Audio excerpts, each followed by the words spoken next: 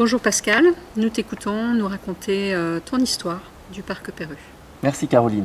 Alors moi aujourd'hui je voulais vous relater une histoire qui m'était arrivée à la fin des années 2000 et qui m'a apporté la preuve que la complémentarité entre professionnels permet d'enrichir le projet. Alors je venais de terminer une étude d'environnement à l'échelle de l'intégralité de la commune d'Auby avec un écologue qui s'appelle Pascal Desfossés, quand les élus nous ont fait part d'un problème qu'ils rencontraient à propos de ce parc Perru. Le parc Perru, c'était un parc de 2 hectares, aménagé dans les années 80, au moment où un bailleur a construit des maisons tout autour. Donc un parc relativement enclavé, qui avait beaucoup souffert, qu'il s'agissait de réaménager, mais surtout un parc qui allait vivre une dépollution programmée. L'industriel du quartier avait en effet engagé une politique volontariste de dépollution des sols qu'il avait engendrée par l'extraction de zinc à partir de la calamine, le minerai.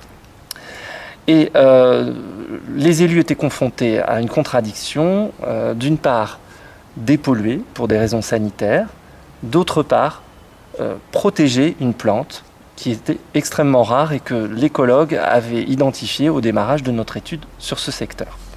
Alors je parle d'une plante, mais il y en avait en fait 4, exceptionnellement rares en France. 4 plantes herbacées qui composaient une palette de couleurs très intéressantes, qu'on appelle une pelouse, et dite calaminaire puisqu'elle est sur sol chargé en métaux lourds. Donc ces plantes sont la cardamine, la silène, la pensée calaminaire et le gazon d'Olympe, plus particulièrement appelé armérie de Haller, qui est cette plante protégée d'un point de vue européen. Donc 2 groupes de travail se mettent immédiatement en place. D'une part, un groupe d'experts, des scientifiques, donc les écologues, y compris celui du conseil départemental, les associations de défense de la nature, et d'autre part un groupe de travail avec les habitants pour définir le programme fonctionnel de ce parc. Là, le travail était épaulé par le CAUE du Nord, Christophe Grandjacques. Très vite, les experts aboutissent à une conclusion très appuyée par le spécialiste du conseil départemental, qui est que la présence de ces pelouses très denses protège la population des risques de pollution. Et donc on va pouvoir conserver les terrains comme ils sont, avec leur parure de fleurs, et aménager la partie qui avait été remaniée à l'époque du premier aménagement.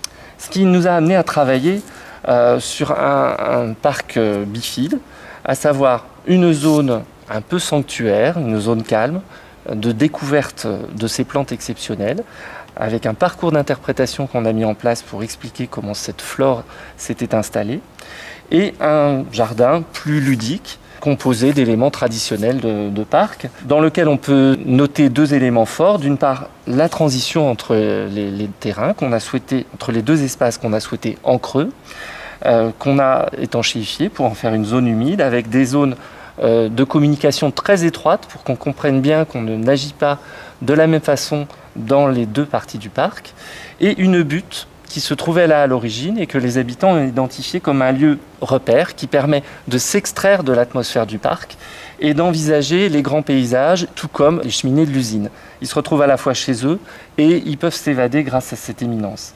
À partir de là, tout un tas d'équipements occupe la pente et constitue l'animation de ce parc.